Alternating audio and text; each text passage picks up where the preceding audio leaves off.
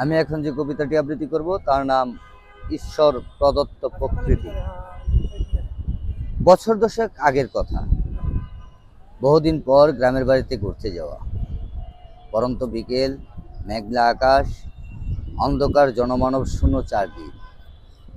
ক্ষণে ক্ষণে বজ্রপাতের ঝলকানি, বিকট শব্দে ভূকম্পিত আর আলোকিত সারা গ্রাম।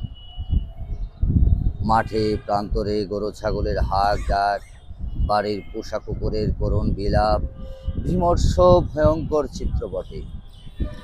এই বুঝি নীল আকাশের বুক ছিঁড়ে নেমে আসছে ভয়ঙ্কর দানব।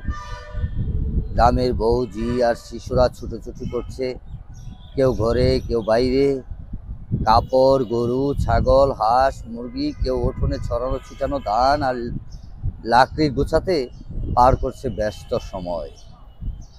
আর আমি মনের আনন্দে প্রকৃতির নীলা উপভোগ করতে করতে সবুজ শ্যামল প্রাণবন্ত গ্রামের আঁকাবাঁকা মেটু পথ ধরে হাঁটছি তো হাঁটছি। পথিমধ্যে শুরু হয়ে গেছে প্রচণ্ড ঝড়ো হাওয়া, সাথে গুড়ি গুড়ি বৃষ্টি। ঝড় আর বৃষ্টির হাত থেকে নিজেকে রক্ষার কোনো উপায় নেই। ঈশ্বর প্রদত্ত প্রকৃতির ঝড় বৃষ্টি বজ্রপাতের হাত ধরে বাড়ির খুব কাছাকাছি পৌঁছাতেই হঠাৎ মুখোমুখি এসে দাঁড়ালেন বিমর্ষ এক আগন্তুক নারী।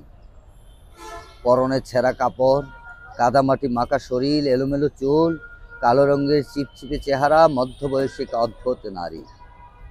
কে আপনি? কি চান?